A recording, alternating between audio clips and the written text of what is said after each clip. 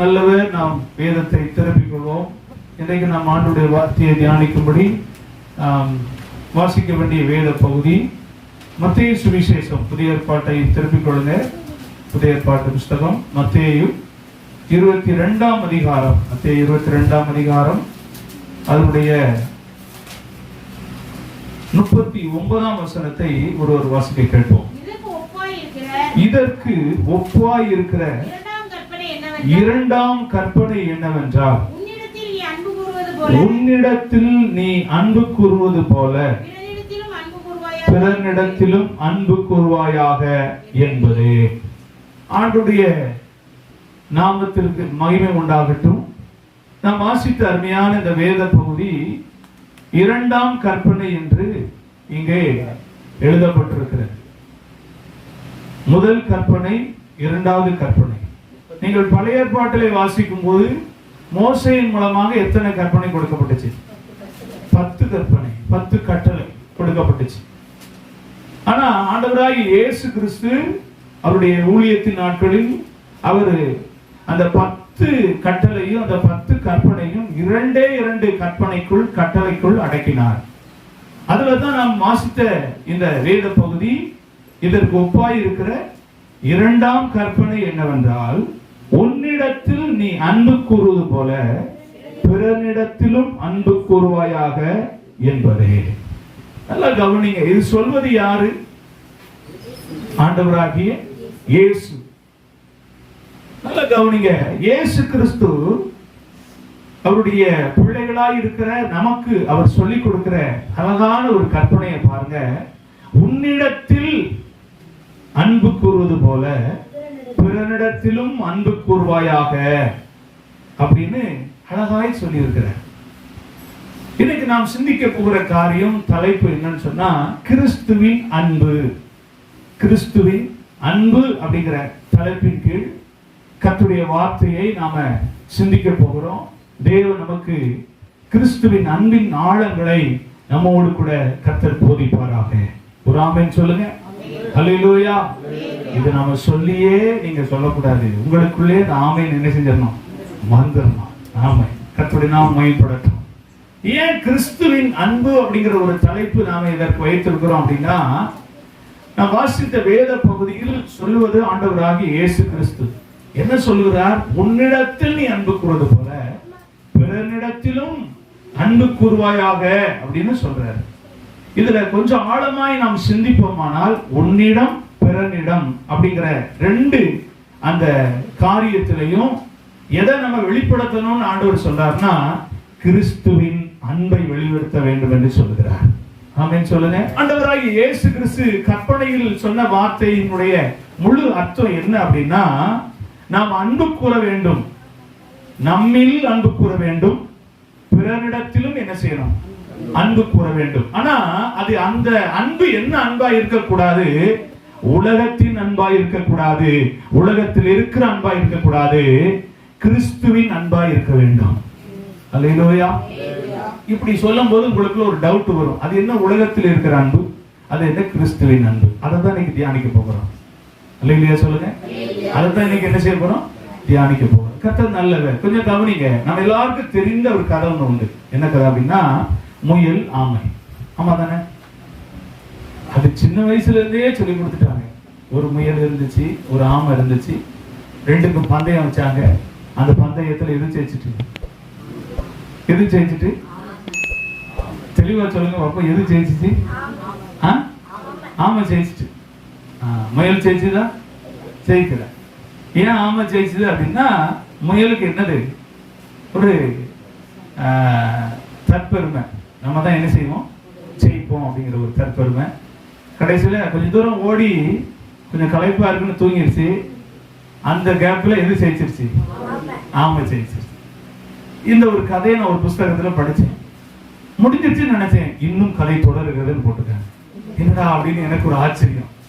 அந்த முயல் போய் மறுபடியும் சோகமா இருந்துச்சான். அது சோகமா இருந்துட்டு மறுபடியும் போய் ஆமைட்ட சொல்லிச்சான், இன்னொரு போட்டி வைக்கிறோம். உடனே ரெடி அப்படின்னு சொல்லிச்சான். யாரு? ஆமை. ஆமை ரெடின்னு சொன்ன உடனே மறுபடியும் பந்தயம் வைக்கிறாங்க. இந்த பந்தயத்துல யாரு ஜெயிச்சிட்டா? முயல் ஜெயிச்சிட்டு. முதல்ல ஜெயிச்சது யாரு? ஆமா. ரெண்டாவது ஜெயிச்சது யாரு? இந்த முறை முயல் ஜெயித்ததுக்கு காரணம் என்னன்னா, அது தூங்கல, விழிப்போட இருந்தனால என்ன செஞ்சிருச்சு? ஜெயிச்சிருச்சு. ஜெயிச்சு முடிச்சோன்னு இப்ப மறுபடியும் எதுக்கு வருத்தம் ஆயிட்டு? ஆமைக்கு. கதை முடிஞ்சான்னு பார்த்தேன், அப்பவும் முடியல, இன்னும் தொடர்கிறதுன்னு போட்டிருந்துச்சு. உடனே எனக்கு இன்னும் ஆர்வம் தாங்கல, அப்படி என்ன கதை அங்க இருக்கு அப்படின்னு பார்த்தா, இது வந்து இப்ப இருக்கிற லேட்டஸ்ட் இருக்கிற ஆட்கள் எழுதின கதை.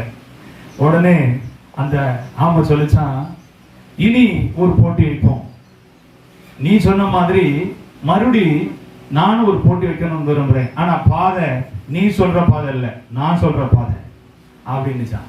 உடனே முயலும் என்ன பாதையா இருந்தாலும் என்ன செஞ்சிடலாம், ஓடிடலாம் அப்படின்ட்டு ரெடின்னு சொல்லியாச்சு. இப்போ ஆமை சொன்ன பாதையில கூட்டு வந்து இப்ப சொல்லிச்சான் 1 2 3 அப்படின்னு சொல்லிட்டு ஸ்டார்ட் பண்ணாங்க. எப்பவும் போல ஆமை இப்படிதான் போச்சு, சொல்லுங்க, ஸ்லோவா தான் போச்சு. ஆனா முயல் சிட்டா என்ன செஞ்சிருச்சு? பறந்துருச்சு. ஒரு குறிப்பிட்ட தூரம் தான் பறந்துச்சு, அதுக்கப்புறம் பறக்க முடியல. காரணம் ஒரு ஆறை தாண்டினோடனே எழுக, அதாவது பந்தயத்தினுடைய எழுக. இது முயலுக்கு என்ன செய்ய முடியல? ஓட முடியல. எது தரணும் என்ன செஞ்சிடலாம் தண்ணியில. இப்போ ஆமா அதே மாதிரி சுலோவா வந்துச்சு, கூட தண்ணியில நீந்தி அந்த பக்கம் போய் என்ன செஞ்சிருச்சு? ஜெயிச்சிருச்சு. இப்ப ஜெயிச்சது யாரு? இப்ப எத்தனை முறை ஜெயிச்சிருக்காம? 2 முறை ஜெயிச்சிருச்சு. ஆனா ஒரு முறை தான் முயல் என்ன செஞ்சிருக்கு? ஜெயிச்சிருக்கு. இப்போ ரெண்டும் சேர்ந்து பேசிச்சான், நீ 2 முறை ஜெயிச்சுட்ட, நான் 1 முறை ஜெயிச்சிருக்கேன், இப்போ ஈக்குவல் ஆகணும், என்ன செய்யலாம் அப்படின்னு யோசிச்சான். அப்போ சொல்லிச்சு, இன்னொரு முறை ஒரு போட்டி வைப்போம். கதை இப்போ என்ன செய்யல, முடியல. இன்னொரு முறை போட்டி வச்சாங்க. இந்த முறை பாத்தீங்கன்னா பந்தயம் இருவரும் நிர்ணயித்த ஒரு பாதை, அதுல 2 பேரும் என்ன செய்தாங்க? ஓட ஆரம்பிச்சாங்க. ஓடிட்டே இருந்தாங்க. அதே மாதிரி ஆறு வந்துச்சு. அந்த ஆறுல கடந்தாங்க. ஆனா பந்தயத்துல ஜெயிச்சது யாருன்னா 2 பேரும். இல்லையே சொல்லுங்க, என்ன ஆச்சரியமா பாக்குறீங்க? வேகமாடி ஓடி வந்த முயல் ஆற்றின் அருகே நின்றது. மெதுவாக வந்த ஆமை அந்த ஆற்றுக்குள் மூழ்கும் போது சொல்லிச்சான், என் மேல நீ ஏறிக்கோ அப்படின்னு. இருவரும் இணைந்து பந்தய சாலை அடைந்தார்கள். இருவரும் வெற்றி என்று சொன்னார்கள். You win, I win. ராமின் சொல்லுங்க, யூ வின், ஐ வின். நானும் ஜெயிச்சிட்டேன், நீயும் ஜெயிச்சிட்ட. இது எதனால வந்துச்சுன்னு நினைக்கிறீங்க? ஒற்றுமை, அவர்களுக்குள் இருந்த அன்பின் பரிவு. ராமின் சொல்லுங்க, அவர்கள் இருவருக்குள் இருந்த அன்பை பகிர்ந்தார்கள். நானும் ஜெயிக்கலாம், நீனும் ஜெயிக்கலாம், நானும் ஜெயிப்பேன், நீனும் ஜெயிக்கலாம். அப்பனா இருவரும் ஒருவருக்கொருவர் அன்பு செலுத்தக்கூடிய ஒரு சூழ்நிலை வந்தா மட்டும்தான் அதாவது சாதனை, வெற்றி சாத்தியம் என்பதை நிரூபித்தார்களா? நல்லா கவனிங்க. இன்னைக்கு இந்த வார்த்தையை கேட்க போகிற தேவனுடைய பிள்ளைகளாகி உங்களுக்குள்ள எனக்குள்ள பிசாசு பல தோல்விகளை, பல கவலைகளை, பல வேதனைகளை, பல சொல்ல முடியாத காரியங்களை நமக்குள்ள புதைச்சு வச்சு நம்முடைய ஆவிக்குரிய வாழ்க்கையை அழிக்கும்படி அவன் பல திட்டங்களை வகுத்துட்டே இருக்கிறான். ஆனா ஆண்டவர் கிறிஸ்துவின் அன்பினால் சாதிக்கக்கூடிய சாதனைகளை நம்முடைய வாழ்க்கையில விதைக்கும்படி கர்த்தர் விரும்புகிறாரு. இன்னைக்கு கேட்க போகிற சத்தியமானது நம்முடைய வாழ்க்கையில் கிறிஸ்துவின் அன்பை பிரதிபலிக்கப்படும் போது நாமும் இந்த உலகத்துல சாதனைக்குரியவர்களாக நிறுத்துவதற்கு தேவன் வல்லவராய் இருக்கிறார். அல்லேலூயா. கவனிங்க, கிறிஸ்துவின் அன்பு அப்படிங்கிறது நல்லா கவனிக்கணும். உலகத்துல நிறைய அன்பு இருக்கு. அம்மாவுடைய அன்பு இருக்கு, அப்பாவுடைய அன்பு இருக்கு, ஒரு மனைவியின் அன்பு இருக்கு, ஒரு கணவனின் அன்பு இருக்கு. உலகத்தில் எல்லாரும் சொல்றாங்களே என்னை விரும்பக்கூடியவர்கள் அப்படின்னு சொல்லி சொல்றாங்களே, இதெல்லாம் அன்பு இருக்கு. ஆனா எல்லா அன்பும் இந்த உலகத்தில் ஒரு லிமிட்டேஷன் வரைக்கும் தான் என்ன செய்யுது சொல்லுங்க இருக்கு. ஆனா கிறிஸ்துவின் அன்பு அப்படி அல்ல.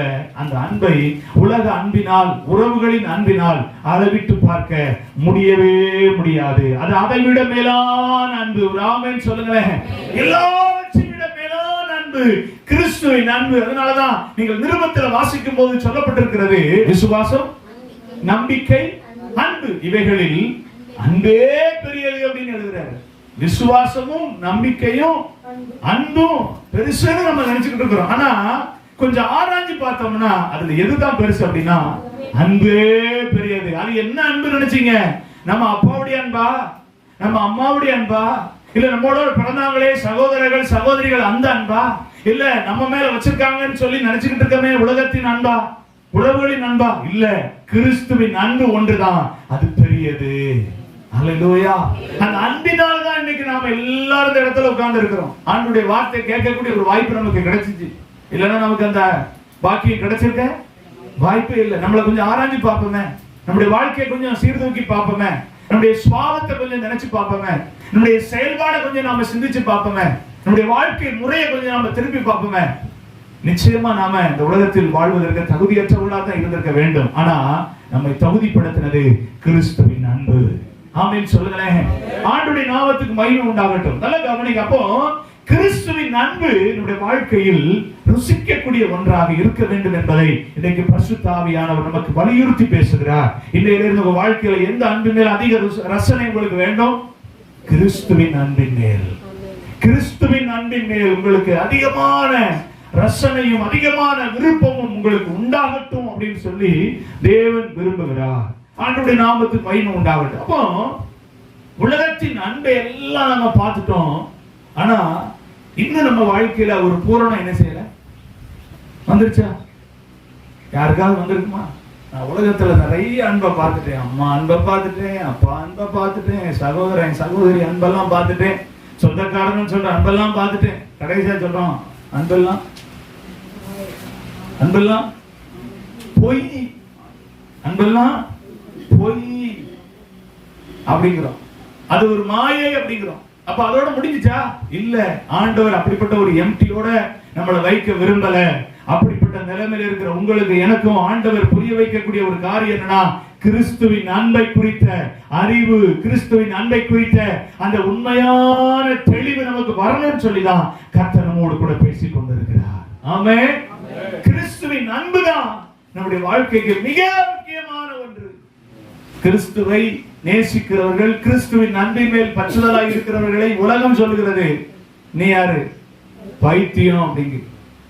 ஆனா அவர்களுக்கு தெரியவில்லை, உலகத்தோடு இருக்கிற அவருடைய வாழ்க்கை ஒரு நாள் பைத்தியமாக மாறும் என்பதில் எந்த சந்தேகம் இல்லை. அப்படிதான் மாறிக்கொண்டிருக்கிறது. ஆனா கிறிஸ்துவுக்காக ஒரு மனிதன், கிறிஸ்துவின் அன்புக்காக ஒரு மனிதன் வைராக்கியம் பாராட்டுவானால், கிறிஸ்துவின் அன்பு மேல் ஊண்ட கட்டப்பட்டவனாய் இருப்பானால், கிறிஸ்துவின் அன்பு மேல் வாஞ்சை உள்ள ஒரு மனிதனாய், தாகம் உள்ள மனிதனாய் அவன் இருப்பானால், உலகத்தின் பார்வையில் பைத்தியமாய் இருக்கிற மனிதனை இந்த உலகம் ஒரு நாள் சொல்லும், இப்படிப்பட்ட பாக்கியம் எனக்கு வேண்டும்.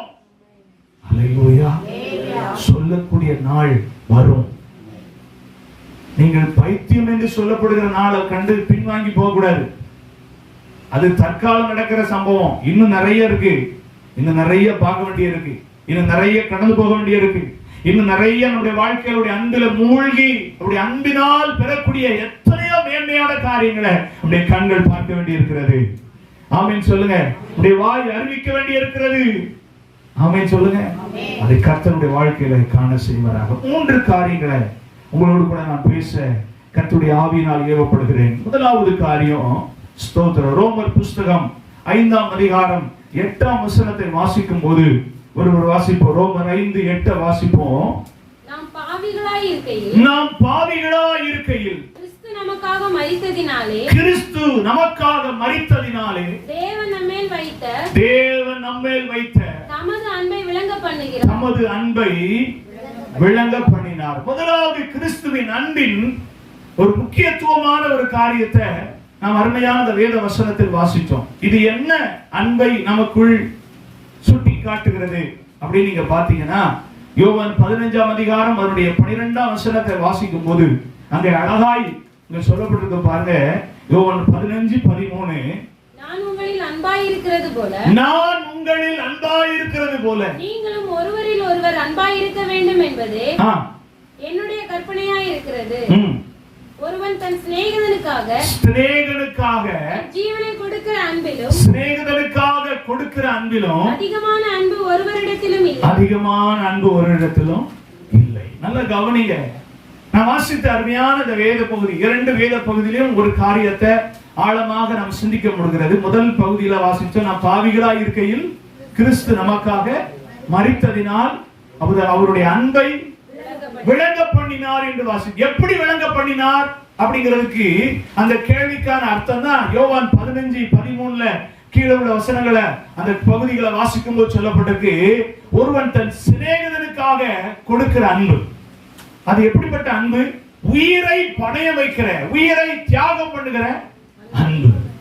அப்ப முதலாவது இன்னைக்கு நாம இந்த கிறிஸ்துவின் அன்பிலே நாம் பார்க்கக்கூடிய முக்கியமான காரியம், இந்த வசனத்தின் மூலம் பார்க்கிற காரியம் என்னன்னா, அவருடைய அன்பு தியாகத்தின் அன்பு. என்ன அன்பு? தியாகத்தின் அன்பு. என்ன தியாகம்? ஜீவனை உங்களுக்காக எனக்காக என்ன செய்தார்? கொடுத்தார். நாம கொடுப்போமா? நாம கொடுப்போமா? எல்லாத்தையும் கொடுப்போம். அதை எதை மட்டும் கொடுக்க மாட்டோம்? ஜீவனை மட்டும் கொடுக்க மாட்டோம். மற்ற எல்லாத்தையும் கொடுப்போம். அறகுற மனசோடனாலும் என்ன செய்ய அப்படின்னு என்ன செஞ்சிருவோம்? ஆமா, பக்கத்து வீட்டுல பாத்தீங்கன்னா ஒரு 100 ரூபா வச்சிருந்தா கொடுங்கனாக்கா, அடுத்த வாரம் தந்துடுவேன் சம்பளம் வாங்கினா வந்துட்டான், காலையிலேயே வந்துட்டான், வேற வீடே தெரியல, நம்ம வீடுதான் அவன் கண்டு தெரிஞ்சாங்க. எப்போ பார்த்தாலும் சம்பளம் வாங்கும் போது 100 ரூபா கண்ண உறுத்திருக்கு அப்படின்ட்டு, சரி என்ன செய்ய, தான் அடுத்த வாரம் கொடுத்துடணும் அப்படின்னு சொல்லிதான் என்ன செய்யறது? கொடுக்குறது. எனக்கு நல்ல ஞாபகம் இருக்கு. கிராமப்புறங்களில் பார்த்தீங்கன்னா ஒரு வீட்டுக்கு ஒரு வீடு ஏதாவது பொருள்களை கொடுத்து உதவுவாங்க.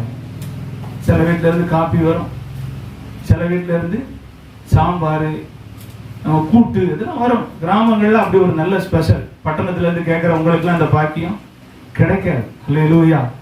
இன்னைக்கு கிராமமும் எதா மாறிட்டு இருக்கு, பட்டணமும் ஆகிட்டு இருக்கு. சோதரம். ஏன் நான் என்ன சொல்ல வரேன்னா, சில வீட்டுல பாத்தீங்கன்னா இந்த குழம்பு, இந்த பாயாசம் இதெல்லாம் பரிமாறி இவங்க வீட்டுல ஒரு டம்ளர் 10 வீட்டுல இருக்கும். திரும்ப வரவே வர கேட்டா அது என் வீட்டு டம்ளர்னே சொல்லிடுவாங்க, அது எங்க வீட்டு தட்டுன்றாங்க. அதுக்காக என்ன பண்றதுன்னா பேர் எழுதுறது.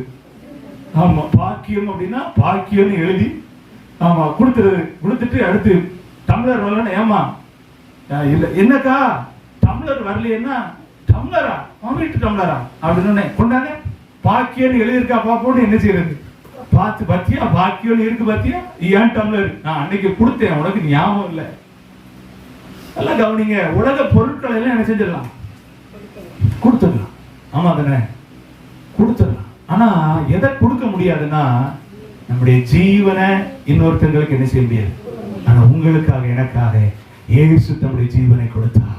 இந்த சத்தத்தை கேட்கிற எனக்கு அன்பான வாலிபனே, வாலிப சகோதரியே, அன்பான அம்மா, அன்பான ஐயா, உங்களுக்காக ஆண்டவராகிய இயேசு கிறிஸ்து தம்முடைய ஜீவனை கல்வாரி சிலுவையிலே கொடுத்தார்.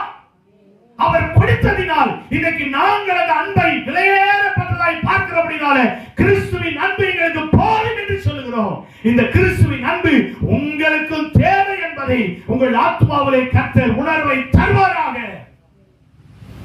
ஏன் அப்படின்னா, உலகத்துல பொருட்களை கொடுக்கிறதுக்கே தயங்கி கொண்டிருக்கிற இந்த மனித குலத்துல ஒருவர் தன்னுடைய ஜீவனை நமக்காக கொடுத்தார். அதுதான் கிறிஸ்துவின் அன்பு, தியாகத்தின் அன்பு.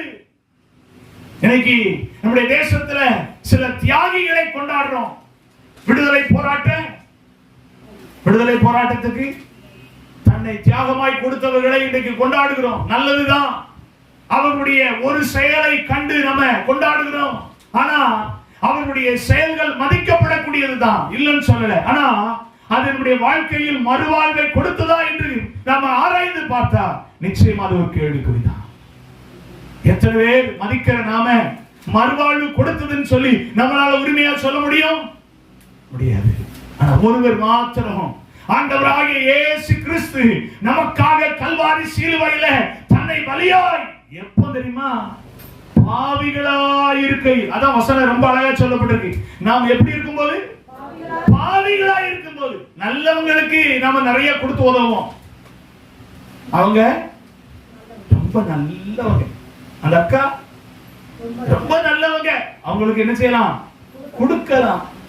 ஆனா மோசமானவங்களுக்கு கொடுக்கவே கூடாது. அவன் வாழ்க்கை ரொம்ப மோசம், அவனுக்கு போய் கொடுக்கவான்னு நம்ம நினைக்கிறோம்ல. ஆனா நாம எப்படி இருந்தோம்? மோசமா இருந்தோம். கேடு கெட்டவங்களா இருந்தோம், அருவருக்கப்பட்டவங்களா இருந்தோம், அசிங்கமா இருந்தோம். ஆனா எனக்காக உங்களுக்காக அவர் பாவியா இருந்த நம்ம எல்லாருக்காக தன்னுடைய ஜீவனை தியாகமாய் கொடுத்தார். அந்த அன்பை கொஞ்சம் யோசிச்சு பாருங்களேன். தியாகமாய் கொடுத்த அன்பு, சாக்ரிஃபைசியல் லவ் அப்படின்னு சொல்லி சொல்றாங்க. வேற எதோடையும் ஒப்பிட்டு பார்க்க முடியாது. இந்த தியாகத்தை வேற எதையுமே ஒப்பிட்டு பார்க்க முடியாது. நம்ம வாழ்க்கையில தியாகத்தை எதெல்லாம் நம்ம தியாகம் பண்ணிப்போம் சொல்லுங்க பாப்போம். நம்ம தியாகத்தை பார்த்தா ஒரு சுக்குக்கும் நல்லா கவனிக்கீங்களா, ஒரு இடத்தை கூட நம்மளால என்ன செய்ய முடியாது, தியாகம் பண்ண முடியாது, முடியாதுங்க. ஆனா ஆண்டவராக இயேசு கிறிஸ்து நமக்காக நாம் பாவிகளாய் இருக்கும் போது நம்ம மேல வைத்த அன்பு நிமித்தம் தன்னை நமக்காக ஒப்பு கொடுத்து தியாகமாய் தன்னுடைய அன்பை நமக்கு அவர் வெளிப்படுத்தினார். அல்லேலூயா சொல்லுங்க, அல்லேலூயா. தகுதியற்ற நம்மை நேசித்து தன்னை பலியாக கொடுத்த அன்பு தான் தியாகத்தின் அன்பு. ஆமென் சொல்லுங்க. நல்லா நீங்க உணர்ந்துக்கணும், அந்த வார்த்தை உங்க வாழ்க்கையில அழியவே கூடாது. தகுதியற்ற எனக்கு தன்னை பலியாக கொடுத்த அன்பு என்ன அன்பு? தியாகத்தின் அன்பு. அதுதான் கிறிஸ்துவின் அன்பு. ஆமென். எப்போதுமே உங்க வாழ்க்கையில மறைக்கப்படக்கூடாது, அழிக்கப்படக்கூடாது. சொல்லணும், ஆண்டவர் என் வாழ்க்கையில தகுதியற்ற நிலைமையில தன்னை பலியாய் கொடுத்த அன்பு கிறிஸ்துவின் அன்பு. அது தியாக அன்பு. எந்த பிரதிபலனை அவர் பார்க்கலையே, என்னத்துல எந்த ஒரு காரியத்தை அவர் எதிர்பார்க்கலையே. எனக்காக ஜீவனை கொடுக்கணுங்கிற பிதாவுடைய திட்டத்துக்கு முழுமையாக அவர் கீழ்ப்படுத்தினார். இன்னைக்கு ஆண்டவருக்காக நான் எதை செய்ய விரும்புறேன்? கிறிஸ்துவின் அன்பை ருசிக்கக்கூடிய என்னுடைய வாழ்க்கையில நான் இன்னொரு நபருக்கு ஆசீர்வாதமா இருக்கணும்னா உன்னை நீ நேசிக்கிறது போல பிறனை நேசி. அந்த அன்புல என்ன இருக்கணும்? தியாகம் நிறைந்த அன்பு வெளிப்படும். அதுதான் கிறிஸ்துவின் அன்பு. உலகத்தில் இருக்கிற அன்பு இல்ல, கிறிஸ்துவின் அன்பு என்ன? தியாகம் செலுத்துவது. நம்மளை பேப்பரை கசக்கிட்டு இருந்தாலும் பரவாயில்ல, நம்முடைய நிலைமையா இருக்கும். அல்லேலூயா. ஒரு தேன் குழவிக்கு ஒரு பறவைக்கு ஒரு சின்ன கான்வர்சேஷன் நடந்துச்சான். அந்த தேன் குழவிட்ட போய் அந்த பறவை கேட்டுச்சான், நீங்க எல்லாரும் சேர்த்து தேனை சேர்த்து அந்த கூட்டுல சேர்த்து வைக்கீங்க, ஆனா மனுஷங்க அதை என்ன செஞ்சிருக்காங்க? மனுஷங்க அந்த தேனை திருடிக்கு போயிருந்தாங்க. அது உனக்கு வருத்தமா இல்லையா? எனக்கெல்லாம் கோபம் வந்துச்சுன்னா என்ன பண்ணுவேன்னு தெரியுமா அப்படின்னு. அப்போ அந்த தேனி ரொம்ப கூலா சொல்லிச்சான். என்ன சொல்லிச்சான்? நான் சேர்த்து வைக்கிற தேனை மட்டும்தான் மனுஷன் என்ன செய்ய முடியும்? திருட முடியும். ஆனா சேர்த்து வைக்கக்கூடிய திறமைய மனுஷனால என்ன செய்ய முடியாது? திருடவே முடியாது. உண்மைதானே? அதை யாராலும் என்ன செய்ய முடியாது. அப்படின்னா என்ன அர்த்தம்? நான் திரும்ப சேர்த்து வச்சு என் வாழ்க்கையில எனக்கு ஆண்டவர் வைத்திருக்கிற நாட்கள் வரையும் இது ரொட்டேஷனா நடந்துகிட்டே என்ன செய்யும். ஆனா திருடிட்டே இருந்தாலும் நான் திரும்ப என்ன செய்வேன்? சேர்த்துக்கிட்டே இருப்பேன். ஆமென் சொல்லுங்க. உலகத்துல தேவனுடைய பிள்ளைகளாகி உங்களுக்கு எனக்கு ஒரு அடையாளம் இருக்கணும். என்ன அடையாளம்? தியாகமாய் நம்மை நேசிக்கிறது போல பிறனை நேசிக்கக்கூடிய விதத்துல கிறிஸ்துவின் அன்பை வெளிப்படுத்தி கொண்டே இருக்கணும். ஆமென் சொல்லுங்க. நம்ம யூஸ் பண்ணாங்க, இப்போ யூஸ் பண்ணல, தூக்கி போட்டுட்டாங்கனாலும் நம்முடைய நிலைமை மாற வேண்டாம், அப்படியே இருப்போம். அதுதான் கிறிஸ்துவின் அன்பு. ஆமென் சொல்லுங்க. கிறிஸ்துவின் அன்பை இந்த உலகம் பார்ப்பதற்கு நாம் நம்மை அடையாளப்படுத்துவோம். சபை அடையாளப்படுத்துவதாக. உலகத்துல வேறு சத்தியங்கள், மாறுபட்ட சத்தியங்கள் பெருகிட்டே இருக்கு. மனுஷனுடைய சுவாபத்தை மனுஷனுக்கு ஏற்ற பிரகாரமாக பிசாசானவன் வசனத்தை கொண்டே இன்னைக்கு மாற்றிட்டு இருக்கிறான். ஆனா இந்த காலத்துக்கு தேவையான ஒன்று கிறிஸ்துவின் அன்பு. அது தியாகத்தின் அன்பை வெளிப்படுத்தக்கூடியவர்களா நாம் இருக்க வேண்டும். இயேசு நம் பாவிகளா இருக்கும் போது அந்த தியாகத்தின் அன்பை வெளிப்படுத்தினதுனால இன்னைக்கு ஆண்டவருடைய வார்த்தை கேட்கக்கூடிய ஒரு பாக்கியத்தை பெற்றவர்களா இன்னைக்கு நாம தலை நிமிர்ந்து நிற்கிறோம். நம்ம வாழ்க்கைய உலக மனுஷன் பார்த்து சொன்னா இந்த வாழ்க்கை உன் வாழ்க்கையில தலைகுனிவை கொண்டு வரும், வெட்கத்தை கொண்டு வரும். இந்த உலகத்துல உன்னால வாழ முடியாதுன்னு சொன்ன அந்த வாழ்க்கையை எனக்கு அழகுபடுத்தி வச்சிருக்கிறார். அல்லேலூயா சொல்லுங்க. அந்த வாழ்க்கையை அழகுபடுத்தி வச்சிருக்கிறார் ஆண்டவர். அநேகர் மதிக்கக்கூடியவங்களா வச்சிருக்கிறாரு. காரணம் என்ன? எனக்காக என் ஆண்டவராகிய இயேசு கிறிஸ்து தியாகம் செய்ததினால், அந்த அன்பினால் என் வாழ்க்கை மாறினது. அப்போ நான் மாறி இருக்கேன் அப்படிங்கிறத இந்த உலகத்தில் ஆண்டவர் எனக்கு வச்சிருக்க 1000 நாட்கள் முழுவதும் எனக்கு நன்மை நடந்தாலும் தீமை நடந்தாலும் வெறுத்தாலும் ஒதுக்கினாலும் புறமே தள்ளினாலும் நான் கிறிஸ்துவின் அன்பை உடையவனாக தொடர்ந்து ஜீவனம் பண்ண எனக்குள் இருந்து தியாகத்தின் அன்பு வெளிப்பட வேண்டும் என்று கர்த்தர் விரும்புகிறார். ஆமென். சரி, இரண்டாவது ஆண்டவருடைய நாமத்துக்கு மகிமை உண்டாகட்டும். வாசிக்கலாம். ஸ்தோத்திரம். யோவான் 3ஆம் அதிகாரம் அதனுடைய 16ஆம் வசனத்தை வாசிப்போம். யோவான் 3:16 வசனம். தேவன் ஒரே பேரான குமாரனை விசுவாசிக்கிறவன் எவனோ அவன் கெட்டு போகாமல் நித்திய ஜீவனை அடையும்படிக்கு அவரை தந்தருளி இவ்வளவாய் உலகத்தில் அன்பு கூர்ந்தார். நல்ல கவனிங்க. நான் வாசித்த இரண்டாவது இந்த பகுதியில இப்படியாய் முடிகிறது. இவ்வளவாய் அன்பு கூர்ந்தார். எவ்வளவாய்? இவ்வளவாய் அன்பு கூர்ந்தார். தேவன் தம்முடைய ஒரே பேரான குமாரனை விசுவாசிக்கிறவன் எவனோ அவன் கெட்டு போகாமல் நித்திய ஜீவனை அடையும்படிக்கு அவரை தந்தருளி இவ்வளவாய். அப்படின்னு என்ன அர்த்தம்? இந்த அன்பை உலகத்தோடு எந்த விதத்திலையும் ஒப்பிட்டு பார்க்கவே இவ்வளவு அப்படின்னு சொல்ல முடியாது. அப்போ இதற்கு ஒரு வேர்டு கொடுத்தோம்னா என்ன கொடுக்கலாம் அப்படின்னா நிபந்தனையற்ற அன்பு. அல்லேலூயா. என்ன அற்ற அன்பு? நிபந்தனை அற்ற அன்பு. Unconditional love. இந்த அன்பை எதோடு என்ன செய்ய முடியாது. ஆமா. அப்படின்னா என்ன அப்படின்னா மனிதன் எல்லாரும் பாத்தீங்கன்னா தன்னுடைய அன்பை எப்படி வெளிப்படுத்தக்கூடியவங்களா இருக்காங்க தெரியுமா? இதை நீ செஞ்சா நான் உன்னை என்ன செய்வேன்? நேசிப்பேன். ஆமா தானே? நீ எனக்கு இதை செஞ்சா இப்படி நீ பண்ணுனா நான் உன்னை என்ன செய்வேன்? நேசிப்பேன். அப்படிங்கறத மனுஷனுடைய அன்பினுடைய முக்கியத்துவமாக இருக்கிறது. பெரும்பாலும் அப்படிதான் பாக்குறோம். நம்மள ஒரு மனுஷன் நேசிக்கிறோம் அப்படின்னா கொஞ்சம் ஆராய்ச்சி பாருங்க. நீங்க ஏதாவது என்ன செஞ்சிருப்பீங்க. உங்களை ஒருத்தர் ரொம்ப நேசிக்கிறாருன்னா நீங்க செஞ்சிருப்பீங்க. நீங்க இன்னொரு மனுஷனை நேசிக்கிறீங்கன்னா உங்களுக்கு யாராவது என்ன செஞ்சிருப்பாங்க? ஏதாவது செஞ்சிருப்பாங்க. சொல்லுவாங்க நம்மளதான் அவங்களுக்கு பிடிக்கவே பிடிக்காது. வேற எதுக்கு அவங்களுக்கு நாம செய்யணும். இப்படிதான் உலகத்தின் அன்பினுடைய அடையாளம். ஆனா கிறிஸ்துவின் அன்பு என்ன பண்றது? கிறிஸ்துவை இந்த உலகத்துக்கு கொடுக்கும்போது ஒருவனு கெட்டு போகாமல் நித்திய ஜீவனை அடையும்படிக்கு அவரை தந்தருளி இவ்வளவாய் அன்பு கொடுத்தார். அவர்னா யாரு? கிறிஸ்து இயேசு. அவரை நமக்காக தந்தருளி கொடுத்து. ஆமா, இவ்வளவாய் அப்படின்னா இந்த உலகத்தின் அன்பை அதோடு ஒப்பிட்டு பார்க்க முடியாத அளவுக்கு இருந்ததுனாலதான் அதை வார்த்தையால சொல்ல முடியல. இவ்வளவாய்ன்னு சொல்லிட்டார். அப்ப இன்னைக்கு கிறிஸ்துவின் அன்பின் இரண்டாவது அனுபவம் என்னன்னா நிபந்தனையற்ற அன்பு. அல்லேலூயா. நிபந்தனையற்ற அன்பு. இது நம்முடைய வாழ்க்கையில எந்த செயல்பாடுகளையோ எந்த தகுதியோ எந்த உபகாரத்தையோ எதிர்பார்க்கல. ஆனா நம்மை அவர் நேசித்தார். நேசித்துக் கொண்டே இருக்கிறார். இனியும் நேசிப்பார். அல்லேலூயா சொல்லுங்க. நேசித்தார், நேசிக்கிறார், இன்னும் நேசித்துக் கொண்டே இருப்பார். இது என்ன அன்பு? நிபந்தனையற்ற அன்பு. கிடைச்சுக்கிட்டே இருக்கும் இந்த அன்பு. இடையில கட்டு நம்ம தான் கட் பண்ணிடுறோம். நம்ம தான் என்ன செஞ்சிடறோம்? கட் பண்ணிக்கிறோம். கொஞ்ச நாள் எனக்கு தேவை, ஆண்டவரே இயேசுவே தகப்பனே அப்படின்றதும் தேவை இல்லைன்னா எல்லாத்தையும் பேசாம சுவிட்ச் ஆஃப் பண்ணி போட்டுட்டு பேசாம இருந்துக்கிறோம். அடுத்து மறுபடி இயேசுவே அப்படின்னாலும் கனெக்ஷன் ஆகுது. நல்லா கவனிக்கீங்களா? மறுபடியும் என்ன ஆகுது? கனெக்ஷன் ஆகுது. இயேசுவே நான் போயிட்டையா மன்னிச்சிருங்கய்யா அப்படின்னாலும் என்ன செஞ்சிருது? மறுபடியும் ஒரு கனெக்ஷன்.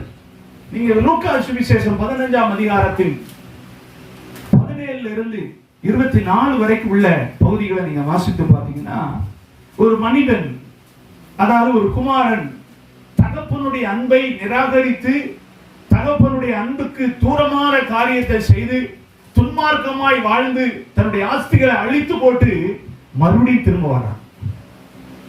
அல்லேலூயா. அவனுக்கு தெரியுமா தெரியாதா அந்த தகப்பனுடைய அன்பு? அவனுக்கு தெரியுமா தெரியாதா? வளர்க்கும் போதே அந்த பிள்ளைக்கு என்ன தெரிஞ்சிருக்கும்? அப்பாவுடைய அன்பு அவ்வளோ டேஸ்டானது தெரியும். ஆனா அந்த அன்பை ருசிச்சு கொஞ்ச நாள் அவனுக்கு என்ன ஆயிட்டு, இது போதும், கொஞ்சம் உலக அன்பை என்ன செஞ்சிடும், கொஞ்சம் டேஸ்ட் பண்ணி பார்ப்போம், கொஞ்சம் சுவை பண்ணி பார்ப்போமே அப்படின்னு இதை ஓரம் போட்டுட்டு உலக அன்பை டேஸ்ட் பண்ணவன் சீக்கிரத்துல எது பிடிச்சிருச்சு? ஏன் தெரியுமா? கையில இருக்கிற காசு இருக்கிற வரைக்கும் என்ன கிடைக்கும்? உலகத்தில் அன்பு கிடைக்கும். கையில சம்பாத்தி இருக்கிற வரைக்கும் உலகத்தின் அன்பு கிடைக்கும். நீங்க யாரா இருந்தாலும் சரி, தேனா நேசிச்சாலும் சரி, உங்களுக்கு நான் சொல்ற அறிவுரை என்னன்னா, உங்க கையில காசு இருக்கிற வரைக்கும், நீங்க உபயோகமா இருக்கிறீங்க அப்படிங்கிற அந்த அந்த நிலைமை வர்ற வரைக்கும் தான் உங்க மேல அன்பு. அது இல்லாம போச்சுன்னா அப்படியே தூக்கி தூர எறிஞ்சிட்டு அவங்களுக்கு எனக்கு சம்பந்தமே இல்லைங்கிற நிலைமைக்கு ஆயிரும். அல்லேலூயா. அப்படிதான் இன்னைக்கு நிறைய இருக்கு. ஆனா இந்த இளைய குமாரன் அழகா ஒரு காரியத்தை அவன் உணர்றான். என்ன சொல்றான் தெரியுமா? புத்தி தெளிந்து, புத்தி தெளிந்து என் தகப்பனுடைய கூலிக்காரர் எத்தனையோ பேருக்கு பூர்த்தியான சாப்பாடு இருக்கு. நானோ பசியினால் சாகிறேன். முதல்ல யோசிச்சது என்ன? எங்க அப்பா என்ன எப்படி வளர்த்தாரு, எப்படி என்ன நேசிப்பாரு? வேலைக்காரங்களுக்கு கூட என்ன சாப்பாடு கொடுப்பாரு? பூர்த்தியான சாப்பாடு கொடுப்பாரு. அப்போ வேலைக்காரர்களுக்கு பூர்த்தியான சாப்பாடு பிள்ளைக்கு எப்படி இருக்கும்? யோசிங்க. வேலைக்காரர்களுக்கே பூர்த்தியான சாப்பாடுனா பிள்ளைக்கு அது எத்தனையோ மடங்கு என்ன செய்யலாம், அது மேலா பேசலாம். அந்த அளவுக்கு அந்த பிள்ளைகளுடைய அந்த ஸ்தானத்தை உணர்றான். இப்படிலாம் இருந்துச்சே. வாசிங்க. நான் எழுந்து என் தகப்பனிடத்துக்கு போய் தகப்பனே, பரத்துக்கு விரோதமாகவும் உமக்கு விரோதமாகவும் பாவம் செய்தேன். நல்லா கவனிங்க. ஏன் இப்படி சொல்லிட்டான்? அப்பா விரோதமாத்தானே செஞ்சான்னு சொல்லணும். ஆனா அதுல ஒரு வார்த்தை உள்ள போட்டிருக்கு, பரத்துக்கு விரோதமாகும். அப்போ அவன் வாழ்க்கை அவன் ருசிக்கிறான் பாருங்க. எங்க அப்பாவுக்குள்ள இருக்கிற அன்பு எங்க அப்பாவுடைய அன்பு அல்ல, பரத்தின் அன்பு, பரலோகத்தின் தேவனுடைய அன்பு. அந்த தேவனுக்கு விரோதமாக பாவம் செஞ்சிருக்கிறேன், இந்த அப்பாவுக்கு விரோதமாக பாவம் செஞ்சிருக்கிறேன் அப்படின்னு சொல்லிட்டு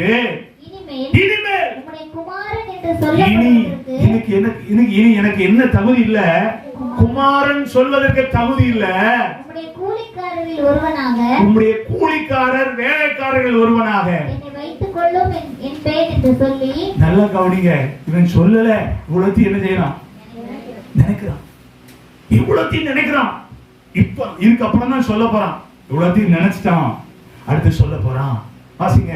எழுந்து புறப்பட்டு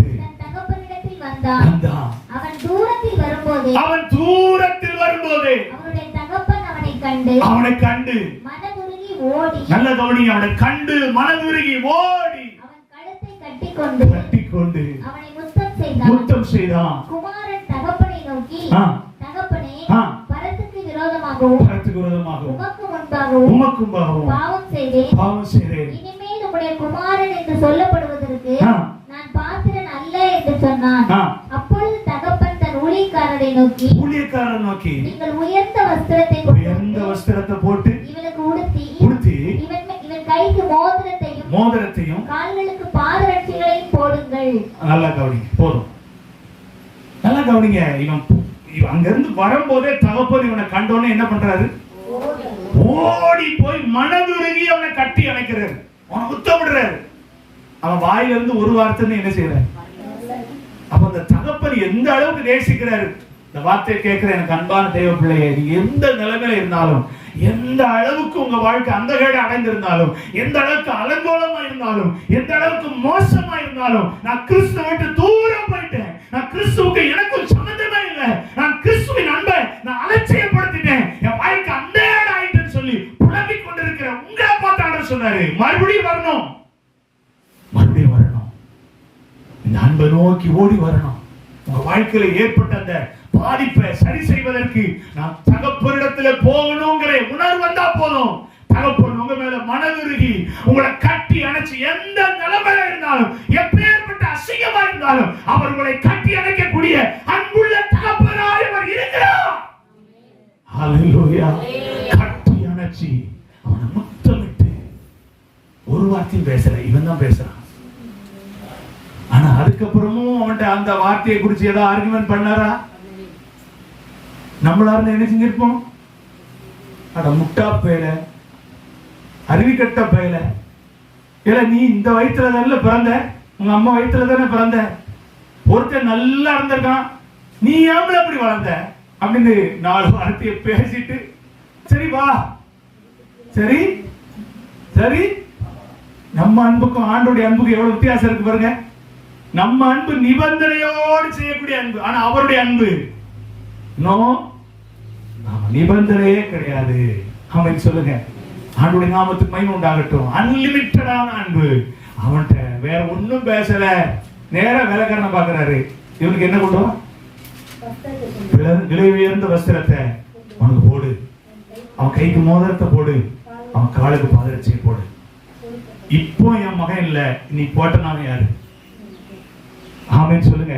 வரும்போது மோசமான நிலைமையில வரான், அவனை தன்னுடைய மகனாய் அடையாளப்படுத்துவதற்கு இந்த தகப்பன் துடிக்கிறாரு. அதற்கு அடையாளத்தை அவனுக்கு காட்டும்படி வேலைக்காரணத்துல சொன்னாரு. வஸ்திரத்தை உடுத்து, மோதிரத்தை போடு, அவன் காலுக்கு பாதரட்சியை போடு, இவன் என்னுடைய மகன். ஆமென் சொல்லுங்க. அடுத்த வசனத்தை வாசிங்க. கொழுத்த கன்றை கொண்டு வந்து அடித்து நாம் புசித்து சந்தோஷமாயிருப்போம்.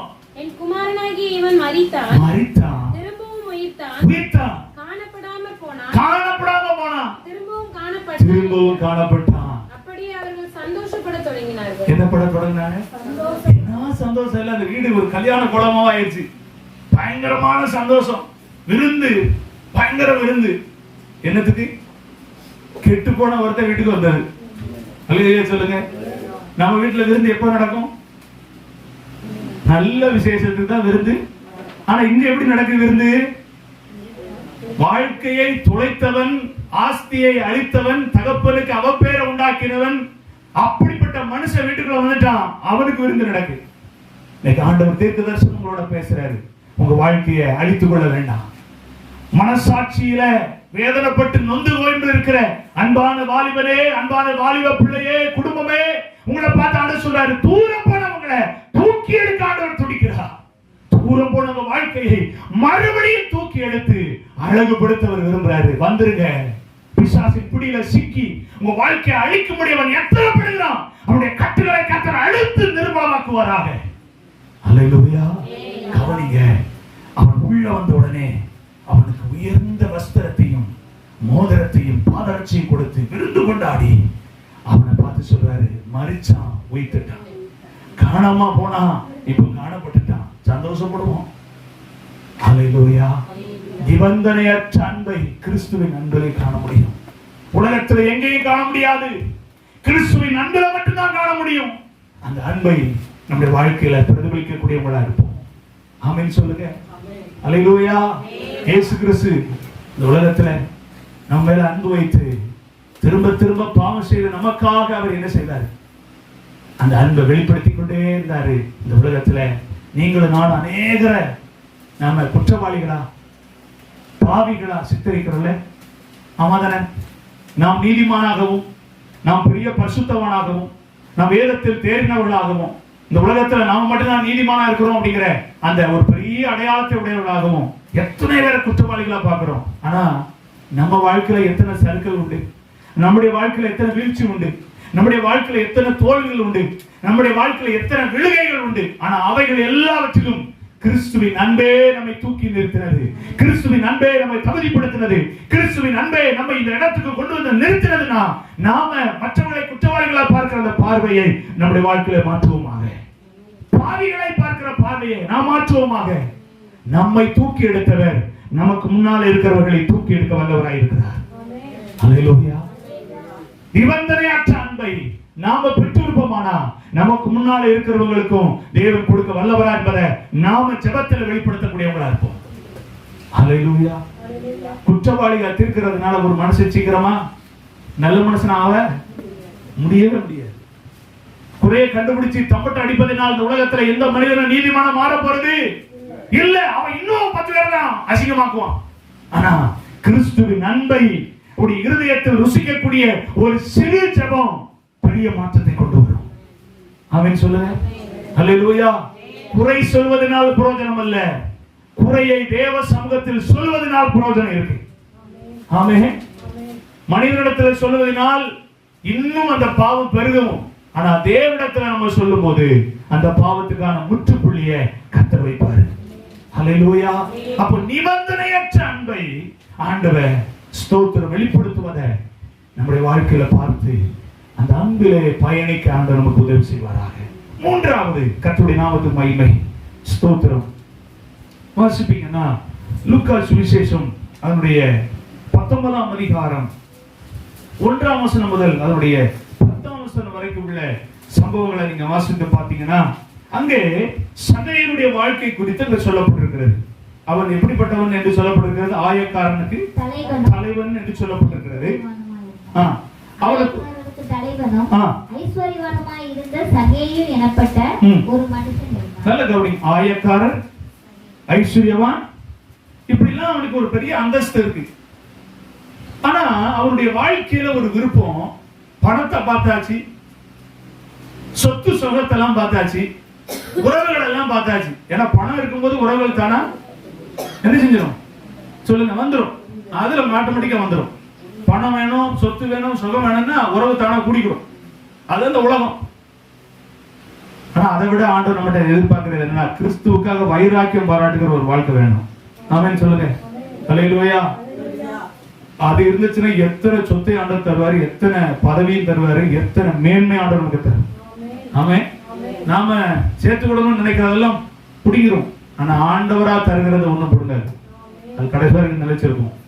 ஆமென் சொல்லுங்க. ஆண்டவருடைய நாமத்துக்கு மகிமை. இப்போ ஒருவேளை இயலாமையா இல்லாமை போல தெரியலாம். ஆனா உங்களுக்கு ஒரு காலம் வருது, அன்னைக்கு ஆண்டவருக்காக வைராக்கியம் பாராட்டுற உங்களுக்கு நூறத்தனையான ஆசீர்வாதம் உங்களுக்கு கர்த்தர் தர வல்லவராய் இருக்கிறார். ஆமென். கவனிங்க. இந்த சகையுடைய வாழ்க்கையில ஒரு ஆசை, இயேசுவை என்ன செய்யணும்? பார்க்கணும்னு அவனுக்கு ஆசை. ஆனா அந்த ஆசை அவனுக்குள்ள மல்டிபிகேஷன் ஆச்சு. பல மடங்கு அவனுக்குள்ள பெருகுச்சு. எப்போ வர பார்த்த பிறகு பார்க்கிற வரைக்கும் அவனுக்குள்ள இருந்த ஒரே ஆசை, கிறிஸ்துவை என்ன செய்யணும்? ஏன் பார்க்கணும்னு நினைச்சிருப்பான் அப்படின்னா, நல்லா கவனிக்கணும். அவரை குறித்த பிரபலியமான சில வார்த்தைகளை கேள்விப்பட்டு எல்லாருக்கும் இருக்கிறது போல இவனுக்கு ஒரு சின்ன ஆசை. எல்லாரும் கண்ணை பார்வை அடைய பண்றாரு, செவிடர்களை கேட்க வைக்கிறாரு, முடவனை நடக்க வைக்கிறாரு, மரித்தவனை உயிரோட எழுப்புறாரு, பிறவி குருடனுக்கு அற்புதம் நடக்குது, பிறவி சப்பானிக்கு அற்புதம் நடக்குது. இப்படிலாம் நிறைய சம்பவங்கள் கேள்விப்பட்ட உடனே இவனுக்கு ஒரு ஜஸ்ட் ஒரு சின்ன விருப்பம், அந்த இயேசு எப்படிப்பட்டவரோ, அந்த இயேசு எப்படிப்பட்டவரோ அப்படிங்கிற ஒரு சின்ன ஒரு ஆசை. ஆனா இவன் அதற்காக சில பிரயாசப்படுறான். என்ன பிரயாசப்படுறான்? காட்டத்தின் மரத்து மேல என்ன செய்யறான்? ஏறான். காட்டத்தின் மரத்து மேல ஏறான். அந்த மரத்து மேல ஏறி அந்த இலைகளுக்கு நடுவுல அவரை பார்த்துடலாம் அப்படின்னு சொல்லி என்ன செய்யறான்? பயங்கரமா அவன் பிரயாசப்படுறான். ஆனா நடந்தது என்ன? இவன் பார்க்கறதுக்கு முன்னாடி அவர் பார்க்கணும்னு தீர்மானத்தோட வந்திருக்கு. சொல்லுங்க. இவன் பார்க்கறதுக்கு முன்ன அவர் பார்த்துடணும். அதுதாங்க உங்க மேல என் மேல வச்சிருக்கிற ஆண்டுடைய அன்பு. ஆமே. நம்ம தான் ஆண்டவரை பார்த்துடணும்னு நினைச்சோம்னா, நாம பார்க்கறதுக்கு முன்ன சில நேரம் சொல்லுவோம்ல, நான் உன்னை பார்த்தேன் அப்படிம்போம். யாரு? நான் தான் முதல்ல, நான் தான் உங்களை பார்த்தேன், நீங்க எனக்கு கண்டுக்கிட்டவே இல்லை. அது எப்போ? உங்களுக்கு முன்னே நான் பார்த்துட்டேன் அப்படின்னு சொல்லுவாங்கல்ல. ஆமா, அத மாதிரி கிறிஸ்து அந்த இடத்துல வந்தவொடனே என்ன செய்தாராம்? அண்ணாந்து பார்த்தேன். இவன் என்ன செஞ்சுட்டு இருக்கான்? எல்லா தலையும் பார்க்கறான். அதுல இயேசு அப்படிங்கிற அந்த ரூபம் இவனுக்கு தெரியாது.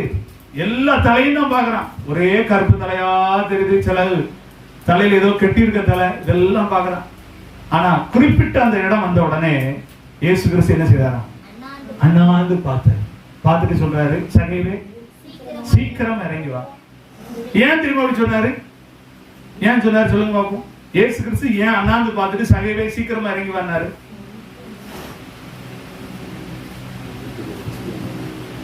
இவனுக்கு இயேசுங்கிறது யாருன்னு தெரியணும். இயேசுனா யாருன்னு என்ன செய்யணும்? எல்லாரும் பார்ப்பாங்க. எல்லாரும் பார்க்காத, எல்லாரும் இயேசு கிடையாது.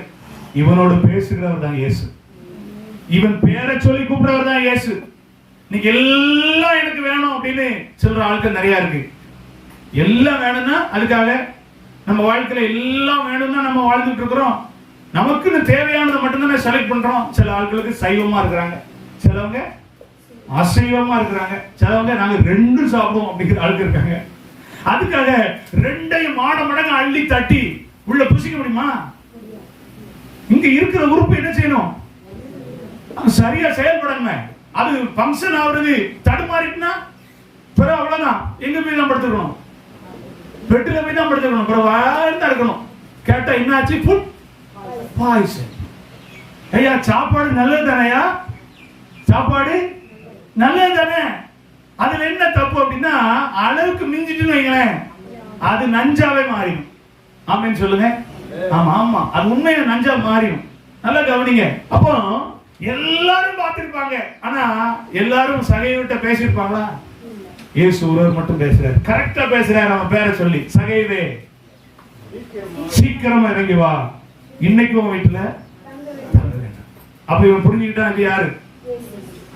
இவன்தான் இயேசு அப்படின்னு புரிஞ்சுட்டான். அவன் சந்தோஷத்தோட என்ன செஞ்சானா?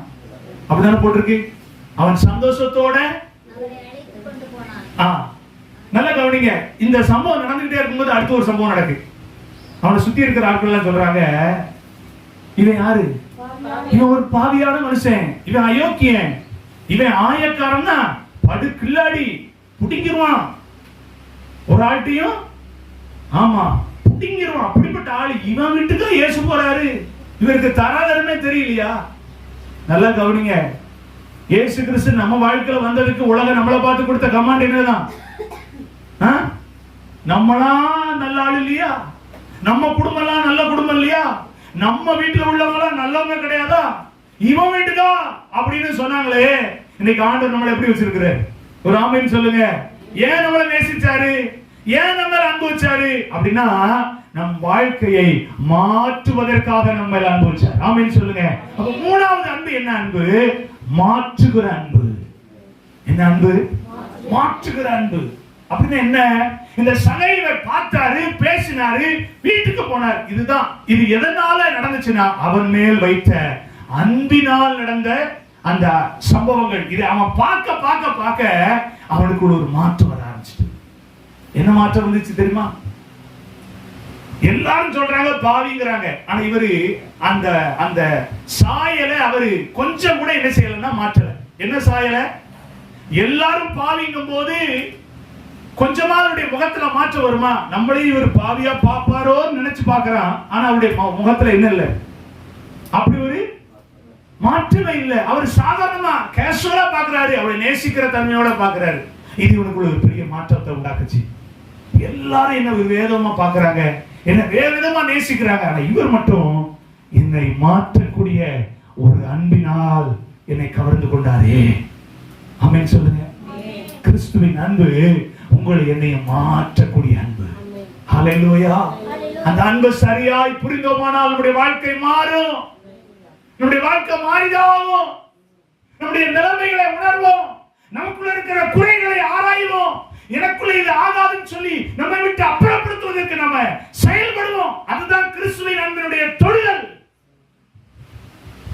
இவன் பார்த்துட்டு சொல்றான், நான் யாரிடத்திலேயாவது அநியாயமா வாங்கினது நானா? நாளத்தனை என்ன செய்யறேன்? இயேசு ஒண்ணுமே கேட்கல. இவன் என்ன சொல்றான்? அந்த அன்பை ரிசீவ் பண்ண ஆரம்பிச்சிட்டான். அந்த அன்பை தன்னுடைய வாழ்க்கையில அப்சர்வ் பண்ண ஆரம்பிச்சிட்டான். அந்த அன்பை டேஸ்ட் பண்ண ஆரம்பிச்சோடனே இவனுக்குள்ள இருக்கிற அழுக்கு எல்லாம் அப்படியே மெழுகு போல உருகப்படுது. யார் இடத்துல அநியாயமா வாங்கினது உண்டானா அது நாளத்தனே என்ன செய்யறேன்? திரும்ப கொடுத்துறேன்யா. அப்படியா? இயேசு சிரிச்சுக்கிட்டே இருக்கிற, அவனை பார்த்து சிரிச்சுக்கிட்டே இருக்கிற. அடுத்து சொல்றான், என் ஆஸ்தியில பாதி என்ன செய்யறேன்? ஏழைகளுக்கு. ரெண்டு காரியத்தை செய்யறான். அநியாயமா வாங்கினதெல்லாம் நான் நியாயமா என்ன செய்ய போறேன்? எப்படி கொடுக்க போறேன்? நாளத்தனையா. ஒரு நியாயத்தை அல்ல, ஒரு நியாயத்தை 4 பங்கா என்ன செய்யறேன்? ஆமா, கொடுத்துறையா. அடுத்து சொல்றான், மீதி இருக்கிறத ஃபுல்லா ஏழைகளுக்கு என்ன செஞ்சது?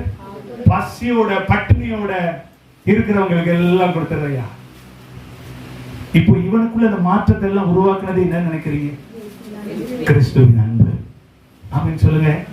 பார்த்தார், பேசினார், பழகினார், உடன் இருந்தார், மாறிட்ட வாழ்க்கை. இன்னைக்கு ஆண்டவருடைய அன்பை நீங்க இப்படி நீங்க ருசிக்கணும். என்ன அவர் பார்க்கிறார் சொல்லுங்க, என்ன அவரு பார்க்கிறார். என்னோடு அவர் என்ன செய்யறாரு? பழகுகிறார். ஆமென் சொல்லுங்க. என்னோடு கூட இருக்கிறார். ஆமென் சொல்லுங்க. என்னோடு கூட அவர் வருகிறார். இப்படிங்கிற அனுபவத்தை நீங்க ருசிக்க ஆரம்பிச்சீங்கன்னா உங்க வாழ்க்கை மாறும். கிறிஸ்துவின் அன்பினால் உங்க வாழ்க்கை என்ன செய்யும்? மாறும். கட்டாயம் மாறும். 3 காரியம் கிறிஸ்துவின் அன்புல பார்க்கிறோம். முதலாவது தியாகத்தின் அன்பு, இரண்டாவது நிபந்தனையற்ற அன்பு, மூன்றாவது மாற்றுகிற அன்பு. ஒன்னே ஒண்ணு மாத்திரம் சொல்லி முடிச்சிருந்தேன். 4வது என்ன அன்பு அப்படின்னா நித்தியமான அன்பு. அல்லேலூயா சொல்லுங்க. என்ன அன்பு? நித்தியமான அன்பு. அப்படின்னா என்ன அர்த்தம்? இந்த உலகத்துக்குரியவர்கள் அல்ல. நாம் யாரு? நித்தியத்துக்குரியவர்கள், தேவனுக்குரியவர்கள். நம்மளை அங்க கொண்டு போய் சேர்க்கிறதுக்கு இந்த உலகத்துல என்னெல்லாம் செய்யணுமோ அதை எல்லாவற்றையும் அழகாக அவர் செய்யறாரு. ஆமென் சொல்லுங்க. விழும்போது என்ன செய்யறாரு? தூக்குறாரு. அப்படிதானே? விழும்போது என்ன செய்யறாரு? தூக்குறாரு. நம்மளா இருந்தா தூக்குவோமா? உனக்கு வேணும், விழுந்து நொறுங்கல, கை கால ஒடிச்சிட்டு கெடல, உனக்கு நல்லா வேணும்ட்டு நம்ம சொல்லுவோம். ஆனா ஆண்டவர் என்னை கிளம்பி சொல்லியிருப்பாரா?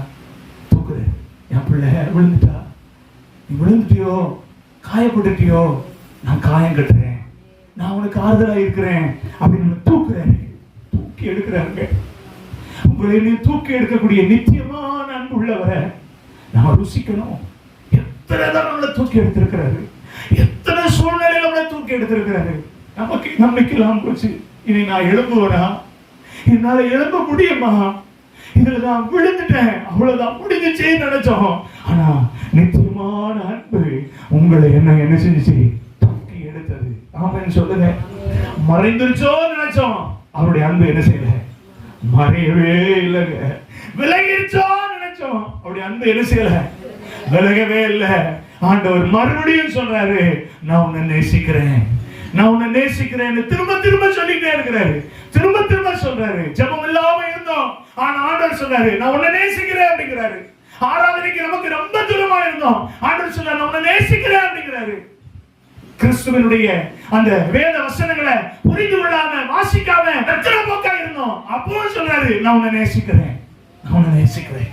எதுக்குன்னா நம்மளை நித்தியத்தை கொண்டு போய் சேர்க்கிறதுக்கு அவருடைய அன்பு மட்டும்தான் நம்ம கூட வரும். அவருடைய அன்பு மட்டும்தான் கூட வரும். கடவுளின் அன்போ, மனைவியின் அன்போ, பிள்ளைகளின் அன்போ, உறவின் அன்போ நித்தியத்தை கொண்டு போவதற்கு வரவே வராது. கிறிஸ்துவின் அன்பு மட்டும்தான் நம்ம கூட வரும். அது நித்தியமான அன்பு. ஆமென் சொல்லுங்க. அந்த அன்பை ருசிக்க கண்களை மூடி ஆண்டவருடைய சமூகத்துல நோக்கி பாருங்க. ஆண்டவரே, கிறிஸ்துவின் அன்புக்கு நான் என்னத்தை செலுத்துவேன்? கிறிஸ்துவின் அன்பிற்கு நான் என்னத்தை செலுத்த முடியும்? ஒரு விஷயம் கூட அப்படியே கண்களை மூடி எல்லாரும் ஆண்டவருடைய சமூகத்துல வாயை திறந்து கர்த்தரை நோக்கி பார்த்து